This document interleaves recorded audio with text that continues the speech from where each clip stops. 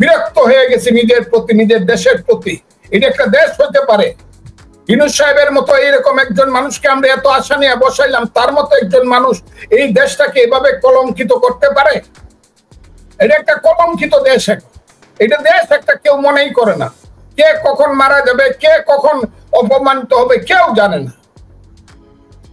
কাজে আমি মনে করি ভাই, যে জিজ্ঞাসা করেন কি হবে কি হবে, কিছু কিছু সন্ত্রাসী ছেলে পেলে, মববাদ ছেলে পেলে, এদেরকে নেতা বানায় ইউনূস সাহেব সমস্ত রাজনীতিটাকে কলুষিত এবং কলঙ্কিত করছে। এবং গোষ্ঠীর নয়, চক্রান্তটা একদম যারা সরকারে বসে আছে, রাষ্ট্র ক্ষমতায়, রাষ্ট্রীয় চক্রান্ত হচ্ছে যাতে এই দেশে আর কোনোদিন ইলেকশন না হয়, এরকম একটা চক্রান্ত, এবং দেশটা যাতে আস্তে আস্তে মধ্যযুগের দিকে চলে যায়। আমি মনে করছি দেশ কোথায় যাবে আল্লাহ ছাড়া কেউ বলতে পারে। কারণ ইউনূস সাহেব নিজেই হলো সবকিছুর জন্য, নিজেই সবাইকে উৎসাহ দিগায়। একটা মানুষ সারা দিন সবকিছু শুনে কোনো কথা বলে না, এবং সবাই জানে যে যে কাজটা দিনের বেলায় হচ্ছে, একজন করছে, তাকে দিয়ে সে করাচ্ছে, ঠিক তার বিরুদ্ধের কাজটা যে রাতের বেলায় হচ্ছে, সেই কাজটা ইউনূস সাহেবের কথাই হচ্ছে। এরকম একটা অবস্থার, অসহনীয় অবস্থার মধ্যে বাংলাদেশে আছি রে ভাই। যারা জীবনে কোনোদিন ক্ষমতায় যেতে পারবে না, যারা 2% 1% ভোট পাবে না, যারা ইলেকশনে দাঁড়ালে নিজে মেম্বার যে 3000 ভোট পায় সেই ভোটটা পাবে না, এই ধরনের একদল লোক আন্দোলনের নেতা হওয়ার নামে, আন্দোলন করার নামে এবং আন্দোলনের চ্যাম্পিয়ন হওয়ার নামে তারা বলতেছে কিসের ইলেকশন, আমরা সংস্কার চাই। কি সংস্কার চাই? আমাদের 100 টাকা ছিল, আমাদের 100 কোটি টাকা চাই। এটা হলো তাদের সংস্কার। আমাদের কি সংস্কার চাই? আমরা সূর্য সেন হলে ভাত খাইতাম ডাল দিয়া, বা জসিমউদ্দিন হলে বা বঙ্গবন্ধু হলে, এখন আমরা গিয়ে এই 5 স্টার হোটেলে কক্সবাজারে আমরা গিয়া ঘুমাইতে চাই, খাইতে চাই, কক্সবাজারে বেড়াইতে চাই। এটা হলো তাদের সংস্কার। এই যে সংস্কার, এই কথাটা মানুষের কাছে এখন এমন ঘৃণিত, কিন্তু তারপরে দেখা যাচ্ছে প্রত্যেকটি রাজনৈতিক দল, একমাত্র বাম দলগুলো প্রকাশ্যে, কমিউনিস্ট পার্টি এবং বাসদ এবং আরো কয়েকটি বাম দল প্রকাশ্যে ঘোষণা দিয়ে বলেছে এই ধরনের মস্করা করার জন্য আমরা আর কোনোদিন এই পথে আইসা বসবো না, সংস্কারের মিটিং এ বসবো না। এই দিকটা তারেক রহমান সাহেবের সাথে কথা রাখার জন্য, বিএনপির সাথে কে আনন্দিত করার জন্য, বিএনপি কে রসগোল্লা খাওয়ার সুযোগ দেওয়ার জন্য ইলেকশন হবে বইলা ফেব্রুয়ারি মাসের প্রথম সপ্তাহে ইউনূস সাহেব একটা ডেট ঘোষণা করার কথা বলছে। আবার ওই দিক দিয়ে উনি তার যে সন্তানেরা, যাদেরকে মাথায় হাত দিয়ে বলেন তোমরা হবে বাংলাদেশের প্রধানমন্ত্রী, তোমরাই দেশ চালাবে, তোমরাই আমাকে চাকরি দিছো, আমি তোমাদের, মানে এটা কি বলে, আমি তোমরা চাকরিতে আমি খুশি। সেই ইউনূস সাহেব যাদের চাকরি নিয়ে কাজ করতেছেন, তারা বলে কিসের ইলেকশন? মানে ইলেকশন কি এত বিদ্রুপ করে কথা বলে? ইলেকশন যারা চায় তাদেরকে এত বিদ্রুপ করে, এবং ওই ইলেকশনকে যারা পাহারা দেবে সেই আর্মির ক্যান্টনমেন্ট ভেঙে ফেলবো, ডিজিএফআই কে আমরা পুরাই দিব, ইত্যাদি এহেন কোনো বাজে কথা নাই। এবং ইলেকশন চাইলে পরে এরা বিদেশের দালাল, ভারতের দালাল, ইত্যাদি ইত্যাদি বইলা এমন একটা অবস্থার সৃষ্টি করছে যে এরা এই জগতে যতদিন আর ইলেকশন চায় না, এই গদিতে বসে বসে সচিবালয়ে মাসে মাসে কোটি কোটি শত কোটি টাকা কামাবে বাংলাদেশ থেকে চান্দাবাজি ধান্দাবাজি করে। এদের দুপুরে ক্ষুধা লাগলে গিয়া 5 স্টার হোটেলে খাবে, রাত্রে ক্ষুধা লাগলে প্রয়োজনে স্পেশাল বিমান করে সিঙ্গাপুরে গিয়া এরা ডিনার করবে। এরা আমাদের দেশকে ঠিক করে দিবে, কারণ এরাই নাকি বিপ্লবের সবচেয়ে বড় সিপাহসালার। এইসব ছেলেপেলের সাথে কথা বলতে এখন ঘৃণা করে, নিজেকে খুব ছোট মনে হয়। এইসব কিছু ছেলে পেলেকে ইউনূস সাহেব নেতা বানায় দেয়। এটা তার একটা ওই যে মিটিকুলাস ডিজাইনের একটা অংশ হিসাবে কিছু ছেলে পেলে, ছোকরা ছেলে পেলে, কিছু লোভী ছেলে পেলে, কিছু সন্ত্রাসী ছেলে পেলে, মববাদ ছেলে পেলে, এদেরকে নেতা বানায় ইউনূস সাহেব সমস্ত রাজনীতিটাকে কলুষিত এবং কলঙ্কিত করছে, এবং রাজনীতিবিদদেরকে তিনি অপমানিত করছেন। আর এরপরে আছে কিছু রাজনীতিবিদদেরকে টাকা দিয়া, পয়সা দিয়া, ব্যবসা দিয়া কিনা, যারা একদিন খুব বড় করে কথা বলতো গণতন্ত্রের পক্ষে, সমাজতন্ত্রের পক্ষে, মুক্তির পক্ষে, একদম জীবন দিয়া দিব। আমি যাদেরকে চিনি, আমার বন্ধু বান্ধব এদের মধ্যে আছে, তাদের গলা খুব ছোট হয়ে গেছে, তারা আর কথা কয় না। কারণ কি? কারণ আছে যে ভিতরে ভিতরে পিছন দরজা দিয়ে কিছু ঘটনা ঘটে গেছে, যে ঘটনার কারণে কিছু রাজনীতিবিদের গলা ছোট হয়ে গেছে। এখন একা বিএনপি মাঠে আছে, তার সঙ্গে কিছু দল আছে, আর এখন জামাত কালো শক্তি, তারা দাবি করে তাদের সঙ্গে বেশি রাজনৈতিক দল আছে, আইদার রেজিস্টার আর আনরেজিস্টার্ড, বলতেছে যে বেশিরভাগ দল ইলেকশন চায় না। আর সেই ইলেকশন না চাওয়ার মধ্যে কি আছে, কি পিয়ার আনুপাতিক হারে নির্বাচনী ব্যবস্থা করতে হবে। যেখানে এই পৃথিবীর কোন কোন দেশে আছে অতটা জানিও না, শুধু জানি ইউরোপের দু একটা দেশে আছে। আর আমাদের সাউথ এশিয়াতে নেপালে কয়েকদিন করছিল, এখন নেপালি ধ্বংস হয়ে যাওয়ার পথে এই পিআর সিস্টেম করিয়া এরা এটা বাদ দিচ্ছে। আর সমস্ত ইস্ট এশিয়া এবং সাউথ এশিয়া মুসলমান দেশ বলেন, আর হিন্দু দেশ বলেন, আর খ্রিস্টান দেশ বলেন, আর বৌদ্ধ দেশ বলেন, সেই জাপান থেকে ধরে ভিয়েতনাম থেকে ধরে ইন্দোনেশিয়া, মালয়েশিয়া থেকে ধরে থাইল্যান্ড থেকে বার্মা থেকে ইন্ডিয়া থেকে পাকিস্তান, এমন কোন দেশ নাই, সেই শ্রীলঙ্কা থেকে ভুটান পর্যন্ত কোন দেশে এই ধরনের সিস্টেমে কিন্তু এরা এই অদ্ভুত ধরনের একটা দাবি করে ইলেকশন এটা না হইলে তারা যাবে না, এইরকম কথা বললে বিভিন্ন ভাবে। কারণ তারা জানে ইলেকশনে গেলে এখন যে মজাটা করতেছে, সারা দেশটাকে লুট করতেছে, এরা হলো লুটার। এই দেশের সমস্ত সম্পদ এরা লুট করে, এই কালো শক্তি লুট করতেছে। এই দেশের সমস্ত শক্তিকে তারা ব্যবহার করতেছে প্রশাসনের মাধ্যমে। এটা তাদের একটা মস্ত বড় ষড়যন্ত্র। ইউনূস সাহেব প্রকাশ্যে ক্ষমতায় আছে, আর তার সাথে সমস্ত ক্ষমতা ভোগ করতেছে জামাত এবং এই এনসিপির ছেলেপেলেরা, এবং সমস্ত দেশটাকে একটা বিরান ভূমিতে পরিণত করছে। কেউ কথা বললে তার বিরুদ্ধে মব জাস্টিস, ফজলুর রহমান কথা বললে তাকে হত্যা করে ফেলবো, তার উপরে মব জাস্টিস এখন ফরজ হয়ে গেছে, বাজে বিশ্রী কথা বলে গালাগালি করবে।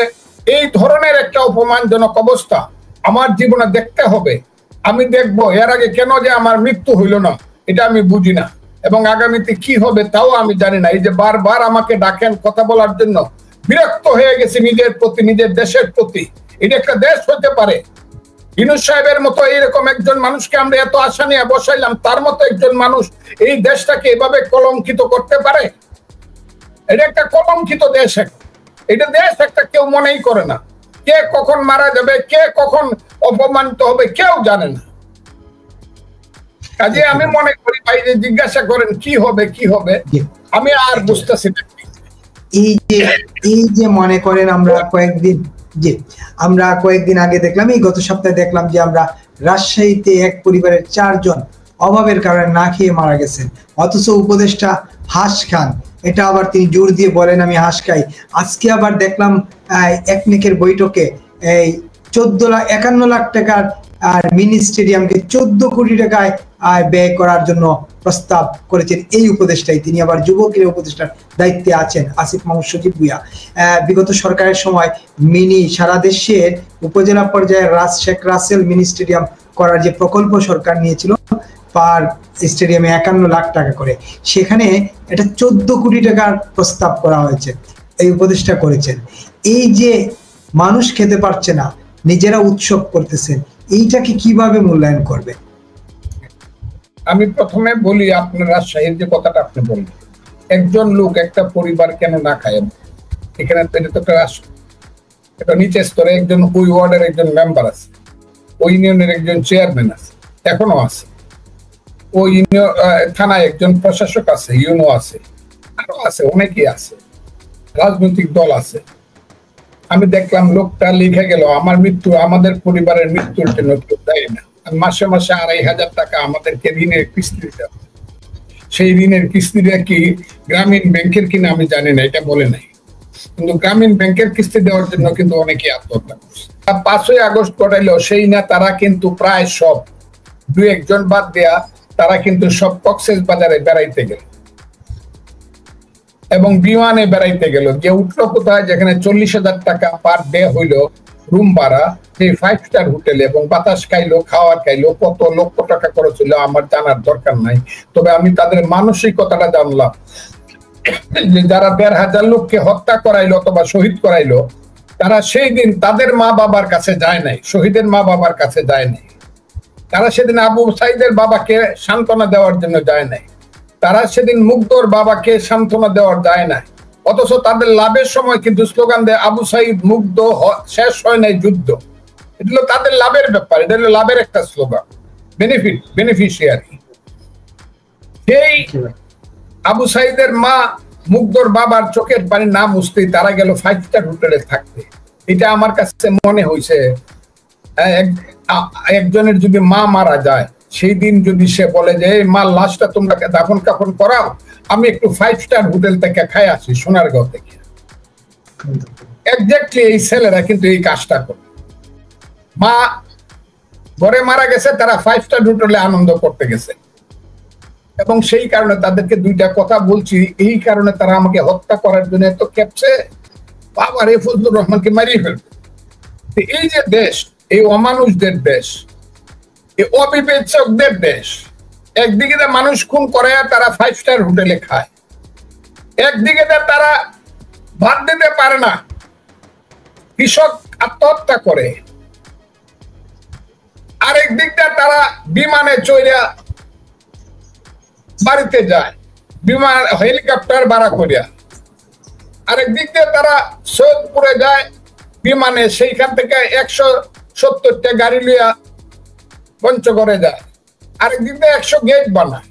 কি বলবো, আরেক দিক দিয়ে দেখি 90 লক্ষ টাকার জন্য চাঁদাবাজি করতে চায়, এর আগে 10 লক্ষ টাকা তারা আদায় করছে, এবং তারা যখন ধরা পড়ছে বলছে যে আমাদের সেই বীর ভাই, আমাদের সেই নেতা মন্ত্রী বা উপদেষ্টা, তার নাম সজীব ভুইয়া সাহেব, আমাদেরকে এই সৎকর্ম করার জন্য নির্দেশ দিয়েছে, এবং সেই সৎকর্মের ব্যাপারে তার নাম বলার পরে সে বলছে যে না না না, এটা ঠিক না, আমি অনেক সময় ভোরবেলা আমার পেটে ক্ষুধা লাগে, রাত্রে কাজ করতে করতে কি কি কাজ করে এটা আবার টেলিভিশনে বা আমরা ইউটিউবে দেখি, রাত্রে ওনারা কি কাজ করে, এই কাজ করে যখন একটু ঝাল হাঁসের মাংস খাইতে ইচ্ছা করে, একটা মার্কেট নাকি আছে জীবনে, বাপ দাদার নামও শুনি নাই আমি তো এগুলোতে যাই না, এখানে যাই গিয়া যদি দেখা যায় দোকান বন্ধ, তখন সামান্য টাকা খরচ করে ওই যে নাম হইলো গরিব গরিবের একটা হোটেল আছে যেখানে নাস্তা করতে 7 থেকে 10,000 টাকা লাগে, এখানে 7 জনে মিললে 70,000 টাকা দিয়ে একটু নাস্তা করে আসে। এইসব মানি মানুষেরা, এইসব জ্ঞানী মানুষেরা, এইসব মানুষেরা যারা মানুষকে হত্যা করানোর জন্য অথবা শহীদ করানোর জন্য নিয়ে গেছিল, এখন তারা সাদ্দাদের বেহেস্তে আছে। কাজে এই দেশে ওই যে আমি বলি ভাত দেওয়া, অনেকে, আমি বলি না ভাত দেয়, কথাটা আগে আছে, ভাত দেওয়ার ভাতার না কিল মারার গুসায়। মানুষ আস্তে আস্তে ধীরে ধীরে, রিক্সাওয়ালারা প্রত্যেকদিন চিৎকার করে, স্যার ভাত খাইতে পারি না, স্যার রাত্রে উপবাসে ঘুমাই, স্যার গরিব মানুষ চিৎকার করে স্যার খাইতে, আমার এখন মানুষ কেন জানি একটু একটু চিনে, আমার তো চিন্তা না মানুষ, কারণ চিনে তো এইসব ছেলেরা, কারণ ইউনুস সাহেব এমন টেলিভিশন ফিট করছে এইসব ছেলেদেরকে চিনানোর জন্য। আর কিছু কিছু অমানুষ আছে, পশু আছে, এদেরকে বাংলাদেশে মানুষের কাছে চিনানোর জন্য এমন ব্যবস্থা করছে। এই দেশে কেউ ভালো মানুষকে চিনতে চায় না, আমাদেরকেও কেউ চিনে না, কিন্তু যারা চিনে তারা বলে স্যার খাইতে পারি না, খুব কষ্টে আছে। অথচ ইউনুস সাহেব বলছিল যে আমারে খালি ক্ষমতায় বসাইল, টাকা একটা জিনিস হইলো, যে কোত্থেকে উড়ে আসবো এটা আপনারা বুঝবেন না। এবং আমি ছোটবেলায় পড়তাম, কালো গায়ের দুধ দিব, দুধ খাওয়ার বাটি দিব, চাঁদের কপালে চাঁদ টিপ দিয়ে যায়। ইউনুস সাহেব আমাদেরকে ওই কালো গায়ের দুধ দিছে, দুধ খাওয়ার বাটি পর্যন্ত দিয়ে দিচ্ছে। দেশটা এখন এই জায়গাতে আছে, চাকরি নাই বাকরি নাই, চাকরি চাইতে গেলে এখন টাকা এমন ভাবে লাগে। আগে চাকরি চাইতে গেলে মানুষের ইতিহাস দেখতো, মানুষ কি আওয়ামী লীগ করে কিনা, আর এখন চাইতে গেলে মানুষকে জিজ্ঞাসা করে আওয়ামী লীগ তো দিবই না, তোমার টাকা আছে কিনা এবং সেই টাকার পরিমাণ কত।